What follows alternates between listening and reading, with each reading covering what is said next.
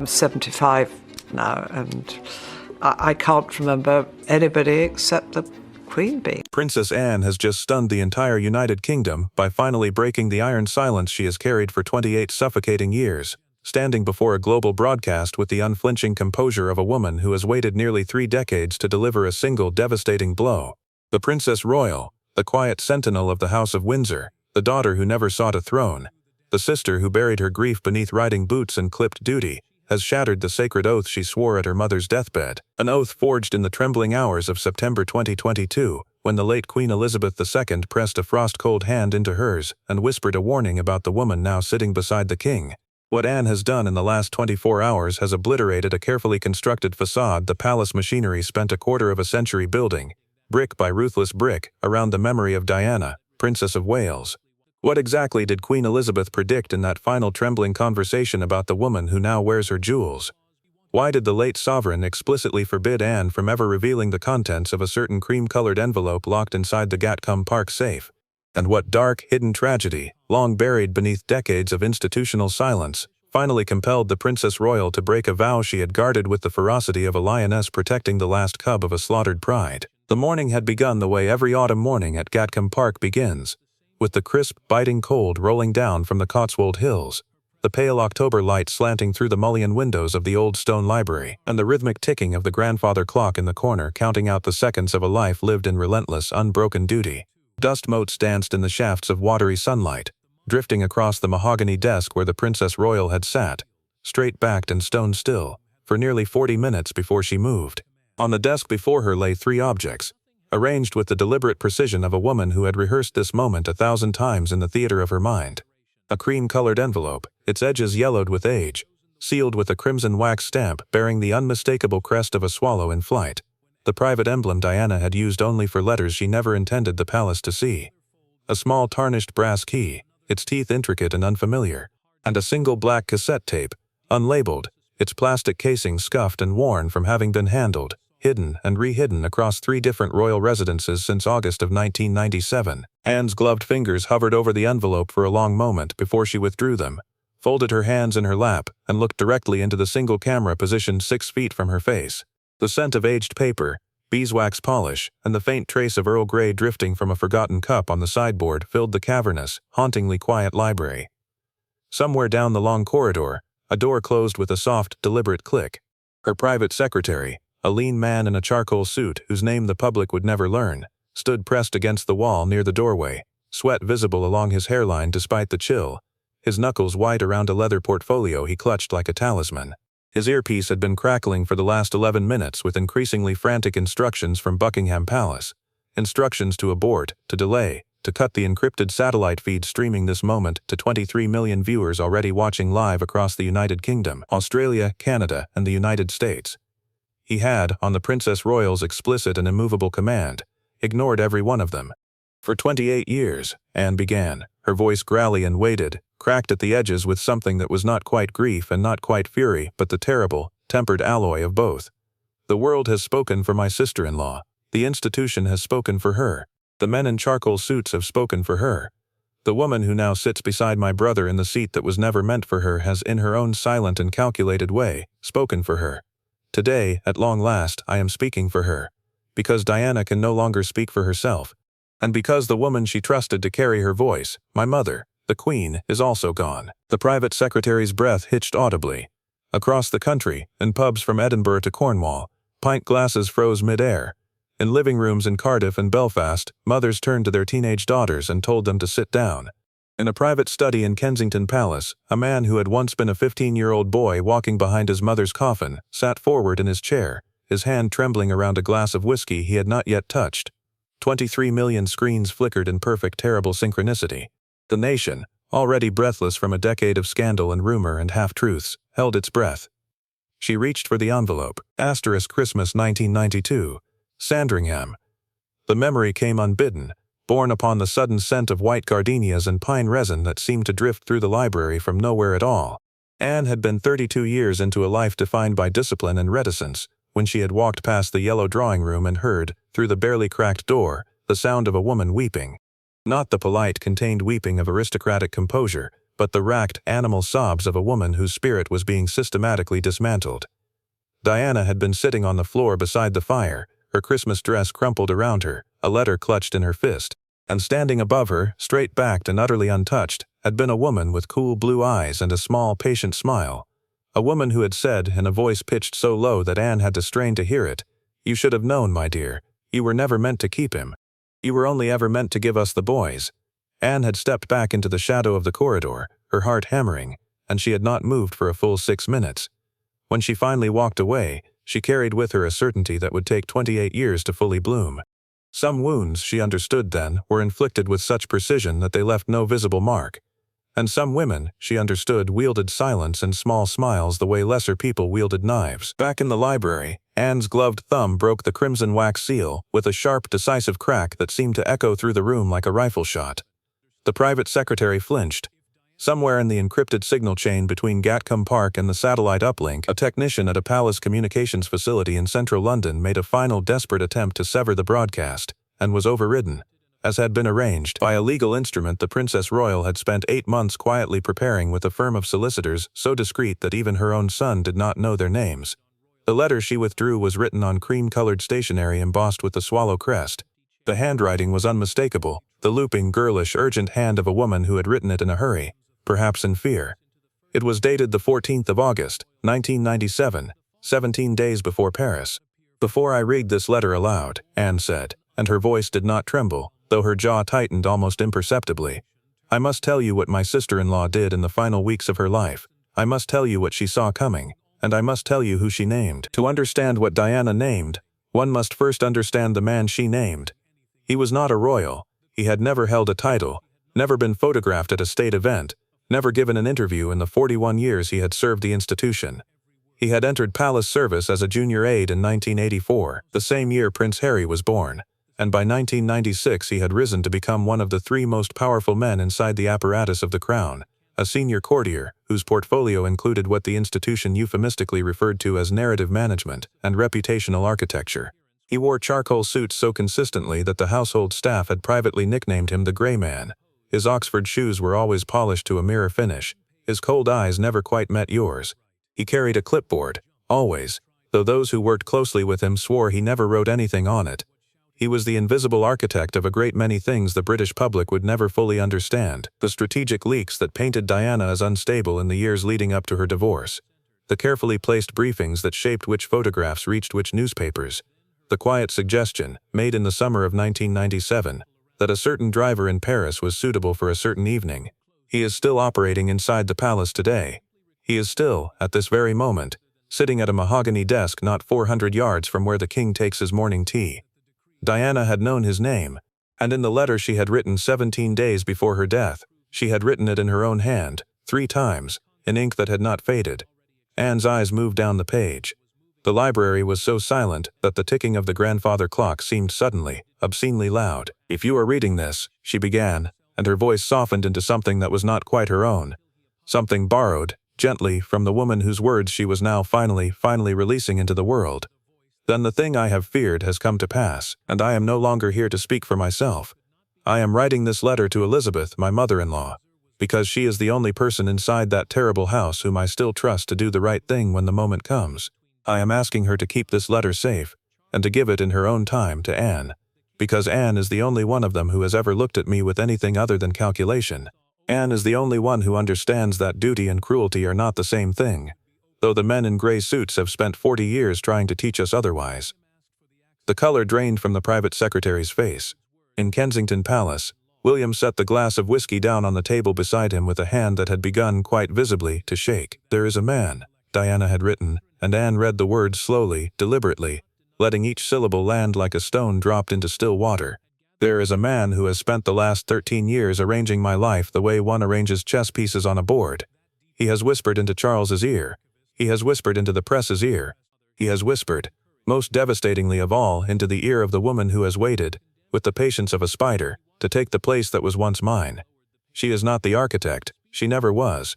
She is only the instrument he selected, because he understood, long before any of us did, that a woman who has been patient for 25 years will accept any bargain, no matter how monstrous, to finally receive what she has been promised. His name is, I'm serious. The antique rotary phone on the sideboard began to ring. The sound was so unexpected, so shockingly analog in the digital hush of the encrypted broadcast, that the private secretary jerked backward as though he had been struck. Anne did not look up from the letter. She let it ring 3 times, 4, 5. On the 6th ring she raised one gloved hand, and the secretary, moving as though through water, crossed the room and lifted the receiver. He listened for 11 seconds. His face went the color of old parchment. "Ma'am," he said, and his voice cracked on the 2nd syllable, "it is the Prince of Wales." Anne set the letter down, but she did not fold it. She took the receiver. "William," she said. There was a long silence on the other end of the line. When William finally spoke, his voice was not the measured baritone the British public had come to know across 2 decades of engagements and speeches. It was the broken, uneven, half-whispered voice of a 15-year-old boy walking behind a coffin down the mall, while a nation wept and a horse whickered somewhere in the distance and his younger brother tried, and failed, to keep pace beside him. "Aunt Anne," he choked out. "Aunt Anne. Is it him? Is it the name I have suspected, since I was—" "Yes," Anne said quietly. "It is him. It has always been him. Your grandmother knew. She wanted to tell you herself. She could not find the words." "Rid it," William said, and the sob in his voice was audible now, stripped of every ounce of sovereign authority he had spent his adult life carefully constructing. "Rid it to the end. Read all of it. Do not stop. Do not let them stop you." William went dead. Anne set the receiver back into its cradle with the same measured precision with which she did everything. And she returned to the letter.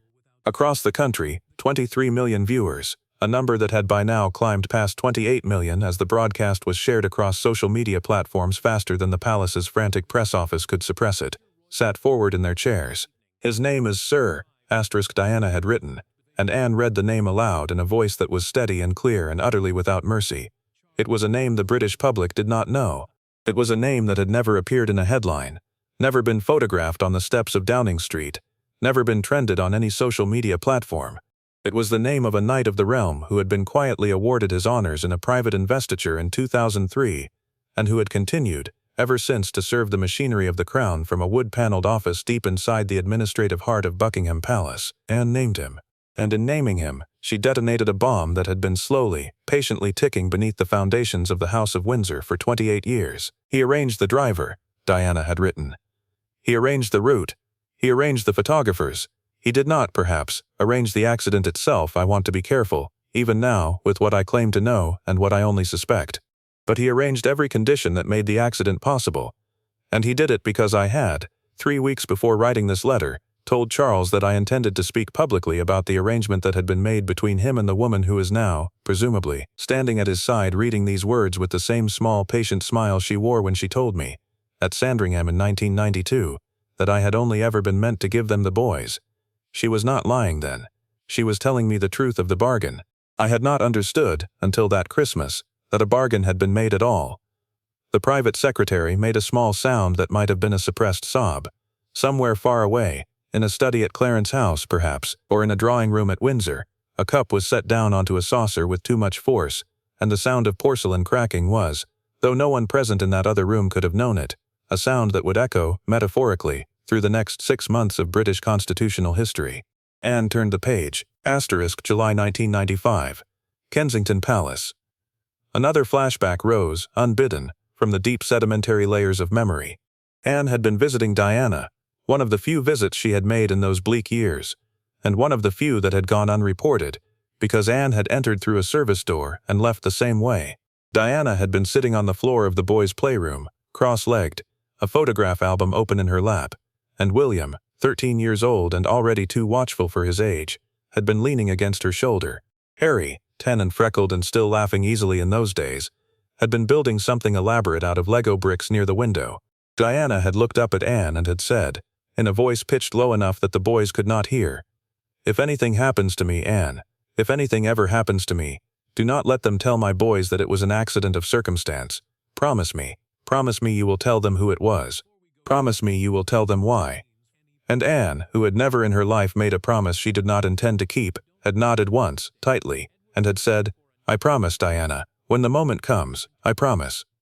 The moment had taken 28 years to come, but it had come. Anne reached for the tarnished brass key. She rose from the desk, crossed the library to a section of oak paneling near the fireplace, and pressed the key into a small, almost invisible aperture set into the wood at knee height. There was a mechanical click, soft, precise, unmistakable, and a section of the paneling swung outward on hidden hinges to reveal a shallow compartment behind. From the compartment she withdrew a slim manila folder, bound with a red ribbon that had gone slightly pink with age. She carried it back to the desk. She untied the ribbon. Inside were 17 pages of forensic and financial documentation, bank transfers, telephone records, a copy of a memorandum written in 1996 on Buckingham Palace letterhead, and, most damningly, a single sheet of paper bearing the biometric verification signature of a former senior officer of MI6, confirming the authenticity of a set of communications that had been intercepted, catalogued, and quietly filed away in the summer of 1997 by a small, discreet office that no longer officially existed. "This," Anne said, holding up the memorandum, "is dated the 6th of August, 1997, 25 days before my sister-in-law's death. It is signed by the man whose name I have just read aloud. It authorizes what it calls, in its own careful and cowardly language, a reputational containment operation to be initiated against the Princess of Wales in the event that she should follow through on her stated intention to give a certain interview to a certain journalist in the autumn of that year. The operation, as described in this document, includes surveillance, media coordination, and I quote directly, the introduction of environmental variables consistent with plausible accident scenarios. You know." She set the memorandum down. "Environmental variables consistent with plausible accident scenarios," she repeated quietly. "That is the language they used. That is the language the men in charcoal suits use, in the wood-paneled rooms of the institution my family has served for 1,000 years, when they mean to say that they are going to arrange for a young woman to die." They were cornered. The trap, which had been set 28 years ago against Diana, had, through the patient and merciless architecture of Anne's own preparation, finally been reversed. The hunters had, at last, become the hunted. Across the country, the reaction was seismic. In a wine bar in Mayfair, 3 cabinet ministers set down their glasses in unison and reached, with hands that had begun to shake, for their mobile phones. In a newsroom in Wapping, an editor who had spent the last 14 years quietly killing stories about the man Anne had just named, looked up at the muted television on the wall and said, aloud, to no one in particular, "Oh God, oh dear God." In a small terraced house in Newcastle, a retired police detective who had worked, briefly and unhappily, on the fringes of the Paris investigation in the autumn of 1997, began to weep quietly at his kitchen table, because he had always known, and he had not been permitted to say. In Kensington Palace, William stood up from his chair, walked to the window, looked out over the darkening gardens, and made a phone call to his brother in Montecito that would last for 1 hour and 47 minutes, and would, in the end, repair something that a great many people had believed was beyond repair.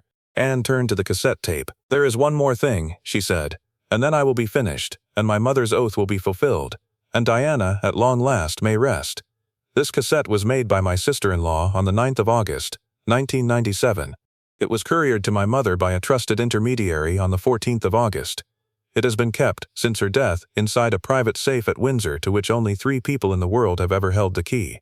It contains a recording of a telephone conversation between the man I have named and a woman whose voice you will all recognize, a woman who, at the time of this recording, was not yet Queen, was not yet Duchess, was not yet anything at all in the eyes of the British Constitution, but who was, on this recording, discussing with terrible clarity what she called, and I quote, the necessary conclusion of the Diana problem. She pressed play. The tape hissed for 3 seconds, and then a voice the British public had heard 1,000 times, in interviews and speeches and Christmas broadcasts and state dinners, a voice that had, only that morning, wished the nation a warm and gracious good day from a podium in the white drawing room of Buckingham Palace, spoke, softly, into the terrible silence of 28 million living rooms. She will not stop, will she? She will keep talking. She will keep humiliating him. She will keep humiliating me. Something must be done. I do not want to know what. I only want to be told, when it is done, that it is done. The tape hissed. And then the man's voice, the voice of the knight of the realm, the man in the charcoal suit, the invisible architect, replied, with the calm and terrible patience of a spider tightening a web. It will be done, ma'am. You will not need to know how. You will only need to know when. The tape clicked off. Anne folded her hands. The country did not breathe. August 1997. Balmoral. The final flashback came, and it was the shortest, and it was the one that had lived in Anne's chest for 28 years like a piece of shrapnel too close to the heart to be safely removed. She had been walking in the gardens at Balmoral, 5 days after Paris, and she had passed the small stone bench near the rose garden where William and Harry were sitting together, not speaking, holding each other's hands the way they had held them as very small boys, and she had heard William, only 15 years old, his voice not yet broken, his face already older than any child's face has any right to be, whisper to his brother, "Someone did this to her, Harry.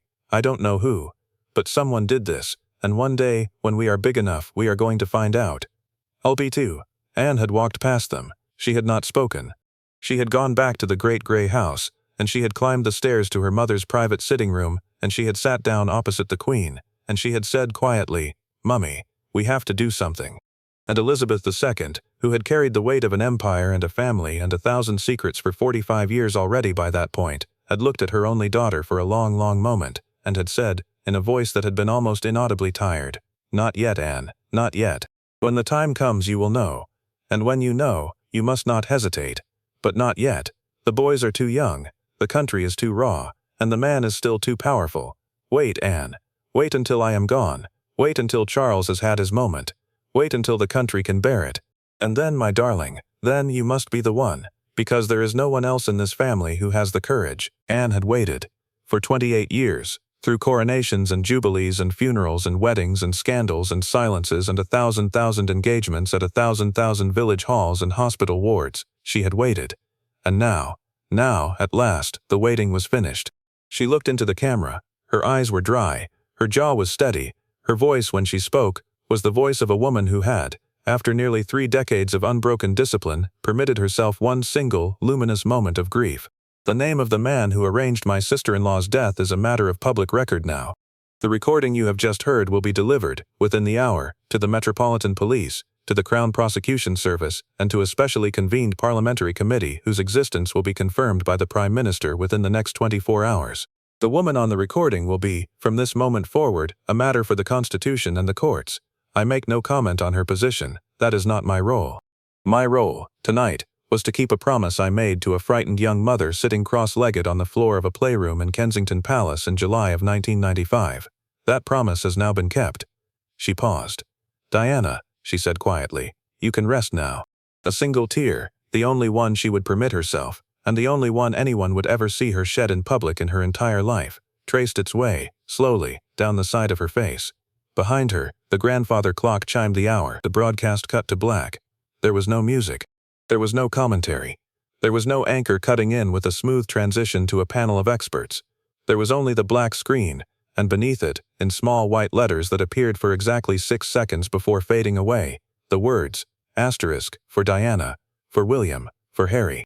The swallow has flown free. In Kensington Palace, William locked the door of his study, sat down on the floor with his back against it, and wept in a way he had not wept since the 9th of September, 1997. In Montecito, Harry, who had been on a video call with his brother for the last hour and 47 minutes, put his face in his hands, and did not speak for a very long time. In Clarence House, a woman who had been Queen Consort for 3 years and 1 month, sat very still in a wing-back chair by the fire, and she did not move, and she did not weep, and she did not speak, and the small patient smile she had worn for 50 years was, at long last, entirely gone from her face. In Buckingham Palace, a wood-paneled office deep inside the administrative wing was found, by a security officer conducting a routine sweep at 9:47 that evening, to be empty, the desk cleared, the clipboard gone, the mirror-polished Oxford shoes taken from beneath the desk where their owner had kept a spare pair for 41 years. The man in the charcoal suit had, it appeared, been given some warning. He would be found, 6 days later, at a private airfield in Norfolk. That, however, is a story for another evening. At Gatcombe Park, Princess Anne sat alone in the library for a long time after the broadcast had ended. The private secretary had gone. The satellite technicians had packed away their equipment and driven, in silence, down the long gravel drive and out through the gates and back to their lives, which would never again be quite the same as they had been that morning. The cream-colored envelope, the tarnished brass key, the 17 pages of forensic documentation and the black cassette tape were placed, together, into a leather document case which Anne locked and sealed with a fresh stamp of crimson wax bearing the swallow crest. In the morning, the case would be couriered to a specific address in central London. Tonight, it sat on the mahogany desk beside her, and she rested one gloved hand on top of it, and she looked out the mullioned window at the darkening Cotswold Hills, and she thought about a young woman sitting cross-legged on a playroom floor in Kensington Palace. And she thought about a 15-year-old boy whispering to his 10-year-old brother on a stone bench at Balmoral. And she thought about her mother's cold, trembling hand pressing into hers in September of 2022. She had kept her promise. Somewhere, in a country whose foundations had just shifted in a way it would take a generation to fully understand, a nation sat in stunned and unmoving silence, pint glasses still frozen in mid-air, cups of tea gone cold on side tables, phones ringing unanswered in 100,000 homes, and tried to understand what it had just witnessed. The Princess Royal had spoken. The truth had saved her boys. The swallow had flown free.